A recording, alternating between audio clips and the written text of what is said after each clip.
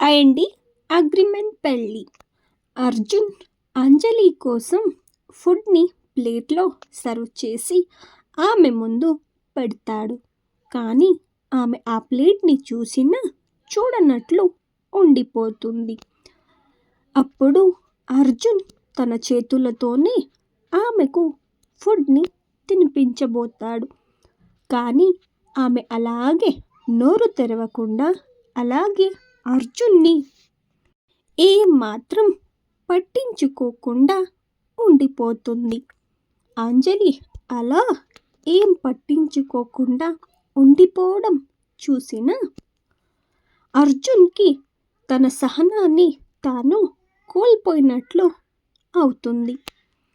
అప్పుడు అర్జున్ అంజలిని చూస్తూ, అంజలి, ఇప్పుడు నువ్వు ఈ ప్లేట్లో ఉన్న ఫుడ్ని మొత్తం ఖాళీ చేస్తే నేను రేపు మీ అమ్మని చూడడానికి నిన్ను తీసుకుని వెళ్దాం అని అనుకున్నాను. ఇప్పుడు అయితే నేను దాన్ని క్యాన్సిల్ చేస్తానులే అని అంటాడు. అంజలి ముందు వాళ్ళ అమ్మ పేరుని తెస్తాడు. అమ్మ పేరు వినగానే అంజలి అర్జున్ని చూస్తుంది. అర్జున్, నువ్వు ఈ జన్మలో ఏ మాత్రం చేంజ్ అయ్యేది లేదు. అన్నిటికీ మా అమ్మ పేరుని ముందుకు తెచ్చి నా నోరుని మూయించేలాగా నువ్వు చేస్తున్నావు. ఇప్పుడేంటి, నేను ఆ ప్లేట్లో ఉన్న ఫుడ్ని మొత్తం ఖాళీ చెయ్యాలి అంతే కదా అని అంజలి ఆ ప్లేట్ని తీసుకుంటుంది. అంజలి అలా ప్లేట్ని తీసుకుని ఆ ప్లేట్లో ఉన్న ఫుడ్ని తింటూ ఉంటే అర్జున్ తన మనసులో నిన్ను ఎలా నా దారిలోకి తెచ్చుకోవాలి అని నాకు బాగా తెలుసు అని అనుకుంటాడు. అలాగే అంజలిని చూస్తూ తన పెదవులపైన ఒక సన్నటి చిరునవ్వుని కూడా వస్తుంది. దాన్ని గమనించిన అంజలి ఎందుకో అర్జున్ ఇదంతా నార్మల్గా చేస్తున్నాడు అని అనిపించడం లేదు. ఇన్ని రోజులు నేను ఈ అర్జున్ని నాకు అతని మీద ఉన్న ప్రేమతో అతడిని సరిగ్గా గమనించలేదు. ఇదంతా ఇతడు కావాలని ఎందుకో చేస్తున్నాడు. ఇందులో ఏదో పెద్ద రహస్యం దాగి ఉంది. అర్జున్ నన్ను కాంట్రాక్ట్ పెళ్ళి లేదా లివింగ్ రిలేషన్షిప్ కోసం మాత్రమే పెళ్ళి చేసుకుని ఉంటే అతడు నేను అతడి జతలోనే ఇంకా ఉండాలి అని ఇంత పట్టుపట్టేవాడు కాదు. అర్జున్ చెబుతున్న మాటలకి ఇంకా అర్జున్ చేస్తున్న పనులకి చాలా తేడా ఉంది. అస్సలు ఈ అర్జున్ మనసులో ఏముందో నేను ఫస్ట్ తెలుసుకోవాలి అని, అది తెలుసుకుంటేనే నా సమస్యలు అన్నిటికీ ఒక పరిహారం అనేది నాకు దొరుకుతుంది అని అంజలి ఆలోచిస్తూ ఉంటే ఆమెకు నేను ఎలా హాస్పిటల్కి వచ్చాను అని అనిపిస్తుంది.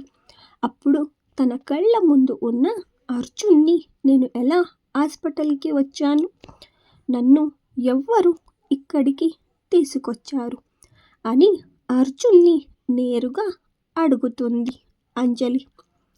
అంజలి అలా అడగగానే అర్జున్ ఇప్పుడు ఈ అంజలికి ఏం సమాధానం చెప్పాలి అని ఆలోచిస్తూ ఉంటే అంజలి మరొకసారి అర్జున్ నన్ను ఎవ్వరు ఇక్కడ అడ్మిట్ చేశారు అని అడుగుతుంది. మళ్ళీ అడుగుతుంది. నేను ఎక్కడికి వెళ్ళాను అనేది కేవలం నాకు మాత్రమే తెలుసు. నేను అక్కడికి ఎవ్వరికీ చెప్పకుండా ఆ ప్లేస్కి వెళ్ళాను. కానీ ఇప్పుడు నేను ఈ హాస్పిటల్కి ఎలా వచ్చాను అని అర్జున్తో అంజలి అంటుంది. అప్పుడు అర్జున్ అస్సలు ఆమెకు ఏం సమాధానం చెప్పకుండా తన నోటికొచ్చినట్లు నువ్వు రోడ్ పైన కళ్ళు తిరిగి పడిపోయి ఉంటే అక్కడ ఉన్నవాళ్ళు ఎవరో వచ్చి తెచ్చి నిన్ను ఈ హాస్పిటల్లో అడ్మిట్ చేశారు అని ఆమెతో చెప్తాడు. అలాగే నీ ఫోన్ తీసుకుని నీ ఫోన్ నుంచి నాకు కాల్ చేసి దాన్ని చెప్పారు. ఇక నువ్వు నన్ను ప్రశ్నలు అడగడం అయిపోతే త్వరగా నువ్వు టిఫిన్ తినేసి రెస్ట్ చెయ్యి. నిన్ను ఎవ్వరూ ఇక్కడ వచ్చి అడ్మిట్ చేశారు అనేది ఇంపార్టెంట్ కాదు. నువ్వు త్వరగా కోలుకోవడమే నీకు ఇంపార్టెంట్ అని అర్జున్ అంటాడు. అర్జున్ చెప్పిన మాటలకి అంజలి ఆలోచిస్తూ, నేను పాటిల్ గారి ఇంటి నుంచి రోడ్ మీద నడుచుకుంటూ వెళ్తూ ఉంటే నేను నార్మల్గానే ఉన్నాను. కానీ మా నాన్న దగ్గరికి వెళ్ళి నేను నా బాధని చెప్తూ ఉంటే నాకు కళ్ళు తిరిగినట్లు అవుతుంది. ఆ తర్వాత ఏం జరిగిందో నాకు అస్సలు గుర్తు రావడం లేదు అని అనుకుంటుంది. అలాగే అర్జున్ని చూస్తూ, అర్జున్, నేను ఈ ప్లేట్లో ఉన్న ఫుడ్ని మొత్తం కంప్లీట్ చేసేసాను. నువ్వు చెప్పినట్లుగానే రేపు మా అమ్మని చూడడానికి నన్ను తీసుకుని వెళ్ళాలి. ప్లీజ్, మా అమ్మని చూసి చాలా రోజులు అయ్యింది అని అంటుంది. అప్పుడు అర్జున్, అయితే ఓకే, కానీ నువ్వు త్వరగా ఈ జ్వరాన్ని తగ్గించుకో అని అంటాడు. అలాగే అంజలికి ఆ టైంకి ఇవ్వాల్సిన టాబ్లెట్స్ అన్నీ ఇచ్చి అంజలిని చూస్తూ, సరే ఇక నువ్వు రెస్ట్ తీసుకో, నేను ఇప్పుడు ఇక్కడ నుంచి వెళ్తాను అని అర్జున్ అక్కడ నుంచి బయటికి వెళ్తాడు. అర్జున్ అక్కడ నుంచి వెళ్ళిపోగానే అంజలి తన ఫోన్ తీసుకుని తన ఫ్రెండ్కి కాల్ చేస్తుంది. అలాగే అప్పుడు జరిగిందంతా తన ఫ్రెండ్కి అంజలి చెబుతుంది. అంతా విన్న అంజలి ఫ్రెండ్ జ్యోతి, ఈ అర్జున్ది ఎందుకో ఈ మధ్య చాలా ఎక్కువయింది. అతడు కావాలనే నిన్ను టార్గెట్ చేస్తున్నాడు. ఈ అర్జున్ అతడు ఇచ్చిన డబ్బుకి అగ్రిమెంట్ చేసుకోలేదు. దీని వెనకాల వేరే ఏదో పెద్ద రీజన్ ఉంది అని నాకు అనిపిస్తుంది అని జ్యోతి అంజలితో అంటుంది. అతడు కేవలం డబ్బు ఇచ్చి ఈ అగ్రిమెంట్ని చేయించి ఉంటే మళ్ళీ ఇప్పుడు కొత్త అగ్రిమెంట్ పైన, అది కూడా నిన్ను మోసం చేసి ఇలా సైన్ చేయించుకునేవాడు కాదు. అది కూడా అతడు మాత్రమే నిన్ను అతడి నుంచి దూరం చేసేంత వరకు నువ్వు ఎక్కడికి వెళ్ళకూడదు అని కండిషన్ పెట్టి మరి అతడు మరొక పెళ్ళి చేసుకున్నా సరే నువ్వు ఎందుకు అతడి జతలోనే ఉండాలి? ఈ అన్నిటినీ చూస్తే దీని వెనకాల ఏదో పెద్ద కారణం ఉంది అని నాకు అనిపిస్తుంది అని జ్యోతి తనకు వచ్చిన అనుమానాన్ని అంజలితో చెబుతుంది. అంజలికి కూడా అదే అనుమానం వచ్చి ఉండడంతో, అవును జ్యోతి, నాకు కూడా అదే అనిపిస్తుంది. ఈరోజు కూడా నేను అతడిని గట్టిగా నిలదీశాను. మీరు మరొక పెళ్ళి చేసుకుంటున్నప్పుడు నన్ను మీ నుంచి దూరంగా వెళ్ళడానికి నాకు అవకాశం ఇవ్వండి అని కూడా నేను గట్టిగా అడిగాను. కానీ అప్పుడు అర్జున్, నేను ఫారిన్లో పుట్టి పెరిగిన వాడిని. నాకు అక్కడ డేటింగ్స్ ఇంకా లివ్ ఇన్ రిలేషన్షిప్లు బాగా అలవాటు. అందుకే నేను నిన్ను ఇక్కడ పెళ్లి చేసుకున్నాను అని అన్నాడు. కానీ ఎందుకో నాకు అతడు చెప్పిన సమాధానం కరెక్ట్ అని అనిపించడం లేదు. నేను నీకు ఎప్పుడో చెబుతూ ఉండేదాన్ని, నీకు గుర్తుందా? నేను అర్జున్ వాళ్ళ కంపెనీకి ఇంటర్వ్యూకి వెళ్ళిన రోజు కేవలం మా నాన్నకు సంబంధించిన ప్రశ్నలు మాత్రమే నన్ను అడిగారు అని దాని గురించి కూడా నేను ఈరోజు అర్జున్ని అడిగాను.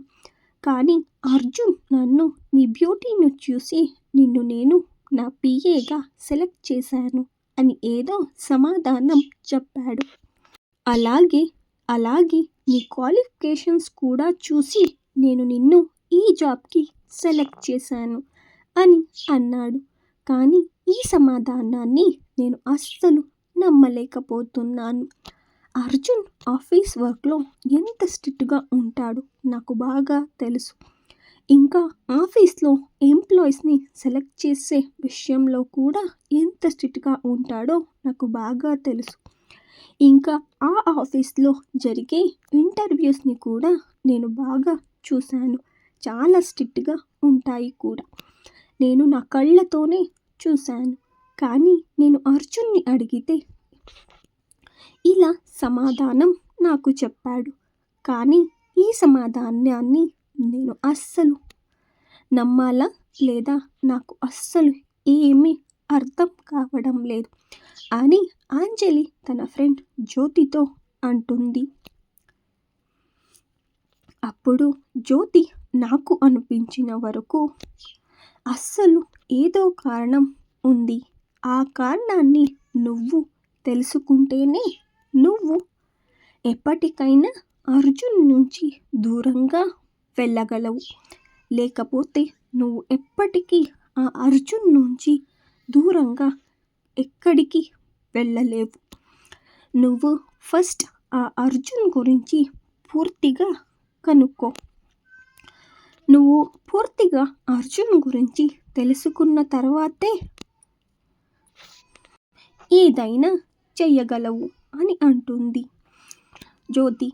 అప్పుడు అంజలి, జ్యోతి నువ్వు చెప్తున్నది కరెక్ట్ అని నాకు అనిపిస్తుంది. నేను అయినంత త్వరగా ఆయన గతం గురించి పూర్తిగా తెలుసుకోవాలి అని అంజలి జ్యోతితో అంటుంది. ఇంకా ఉందండి, నెక్స్ట్ ఎపిసోడ్లో మళ్ళీ కలుసుకుందాం. Thank you.